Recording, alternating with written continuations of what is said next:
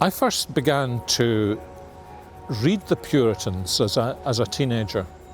In fact, really my first kind of real contact with Reformed theology was when I was 14 or maybe 15. In our history class at school, all of the students had to give little 15-minute presentations. And I think I must have been 15 at the time, because my history master, who knew I'd become a Christian, said to me, "Ferguson, you can give a presentation either on Martin Luther or John Calvin." And I chose John Calvin. And that was really my introduction to the theology of the Reformation. And then when I was, I think about 17, that was the year, I think it was 1965, was the year the Banner of Truth Trust started republishing the works of John Owen. And I was 17, I was a first-year university student. The Banner always did a kind of special discount to students. And so you could buy these volumes for, you could afford to buy these volumes as students. And I started collecting them and reading them.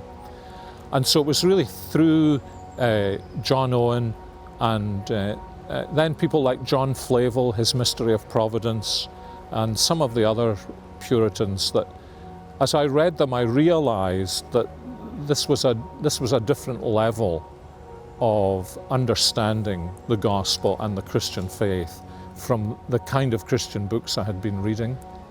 And the more I read them, I mean, in a way, it was like somebody who listened only to fairly poor popular music, then spending a month listening to a classical radio station and beginning to realize that there was a depth in the music that hadn't been in what they were listening to, but they hadn't realized it at the time.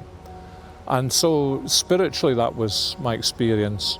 Especially in Owen, I found that he was a master at the use of Scripture, but he also seemed to know my soul and the pathways of sin, and also he kind of led me into a new appreciation of Christ.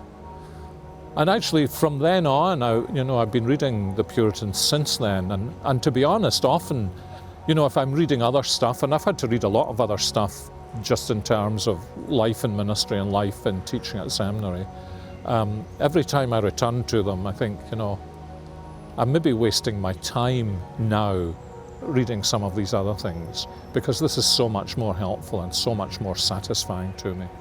So that's really been one of the great things in my life, that I've been given an appreciation of that literature.